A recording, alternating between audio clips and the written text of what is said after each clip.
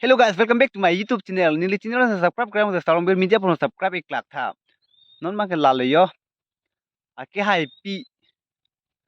Josia kathar pi alam ne chathan pon ing nang mate a video mate reels video le lang pon ing na. Alangli rong la ke chuki hola la pe na langli dhorom la ke Christian lalo.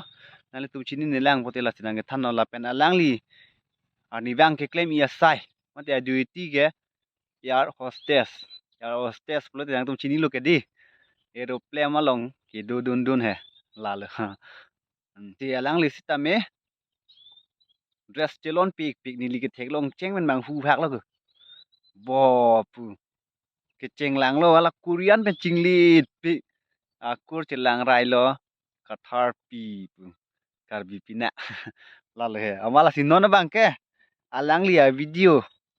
le lang pon ing nang ho la sinon ni li play ik po nang li tum sita me nang lang du non don tu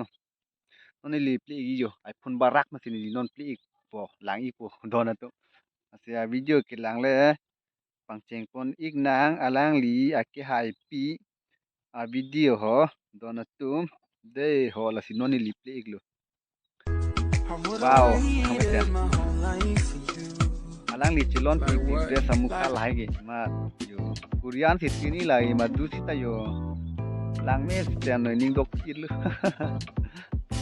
Tinggo lang de lang li cái chỉ là tiếng để tinggo lang bo này đểdak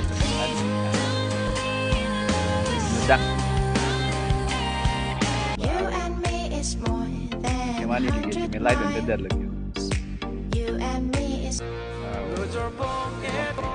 background I need cái lang chụp cái lang ni something à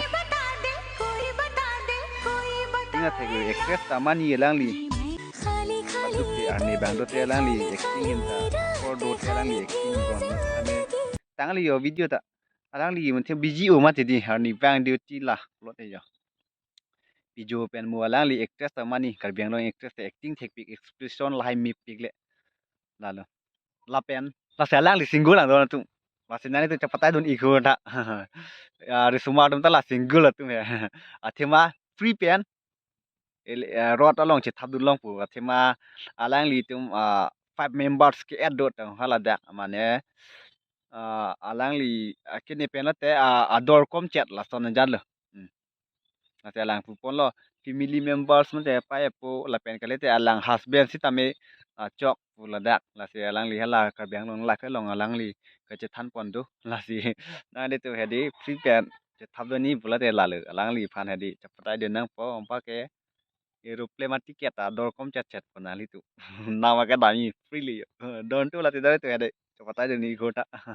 la penale tu mila air hostess along ke claim dunji ning hang pote nam tum che jog dun ikha claim dun ikha la ke thek tum ar so tum he mi ulu selari ni li ke cheng ke jum hek si ke ti apa du ke lang lo go long share lo per month 2 lakh ta du la pen per month 1 lakh ta du la tum ki jum nai lo 1 lakh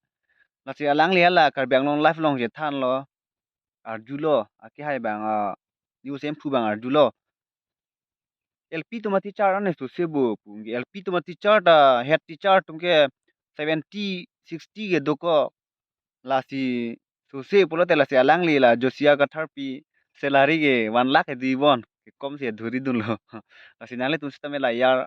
hostess pulo nale tum la ke tek tek tum hedi telen te da tum che jog dunik tha ar so tum de ha la si pini video ke la ne lo lang me sen pot like share comment speak tha ka dom